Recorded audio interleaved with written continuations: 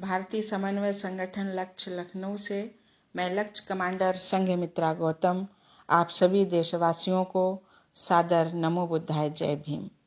जैसा कि आप सभी भाई बहनों को विदित है कि बोधिसत्व बाबा साहब डॉक्टर भीमराव अंबेडकर जी ने महाराष्ट्र के नागपुर में विजयादशमी के दिन महास्थविर चंद्रमणि जी से 14 अक्टूबर 1956 को करीब 5 लाख पद दलितों के साथ बुद्ध धम्म अंगीकार किया था। यह भारत की ही नहीं विश्व की एक महान ऐतिहासिक घटना है। इतिहास में अभी तक इतनी अधिक संख्या में लोगों ने धर्म परिवर्तन नहीं किया। 13 अक्टूबर 1935 में नासिक के यवला में एक सम्मेलन में घोषणा करते हुए बाबा साहब ने कहा था कि मैं हिंदू धर्म में पैदा हुआ, यह मेरे वश की बात नहीं थी, लेकिन मैं हिंदू धर्म में रहकर मरूंगा नहीं, यह मेरे वश की बात है। बुद्ध धम्म स्वीकार करने में उन्होंने नागपुर को इसलिए चुना क्योंकि नाग वंश के लोग नागपुर में रहते थे और वो भगवान बुद्ध के उपासक थे। विषमतावादी लोगों ने जब ये जाना कि बाबा साहब नागपुर में बौद्ध धर्म की दीक्षा लेने आ रहे हैं तो उन्होंने बाबा साहब को जान से मारने की धमकी दी।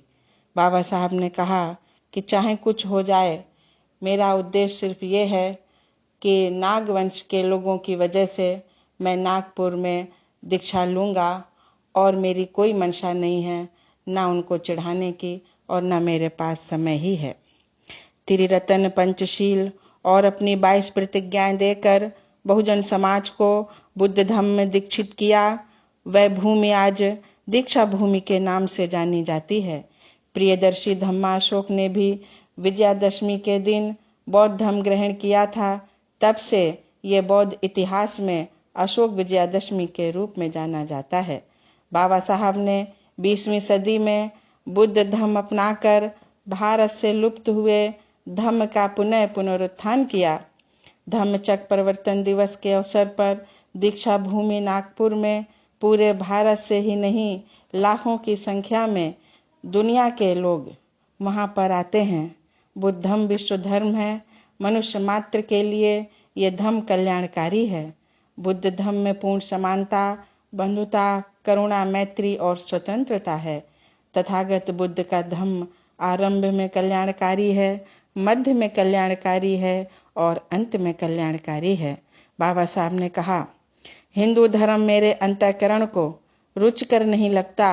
मेरा आत्मसम्मान हिंदू धर्म को ग्रहण नहीं कर सकता। वर्ण व्यवस्था में ब्राह्मण, क्षत्रिय, वैश्य और शूद्र बनाए गए, जिसमें शूद्रों की स्थिति बहुत दयनीय और पशुवत है। वर्ण व्यवस्था से न केवल मनुष्य बल्कि समाज और देश सब अधोगति में जाते हैं। महिलाओं का शोषण होता है। आज इसके संदर्भ की बात करें तो बुद्ध काल की महिलाएं अधिक स्वतंत्र थीं। अगर भारत वर्ष को प्रबुद्ध राष्ट्र बनाना है तो आइए हम सब मिलकर जातिवाद, भेदभाव, पाखंड और लिंग भेद को मिटाकर सुसंगठित और सुनियोजित रूप से देश की समृद्धि और खुशहाली के लिए प्रयास करें। धन्यवाद। जय भीम, जय भारत।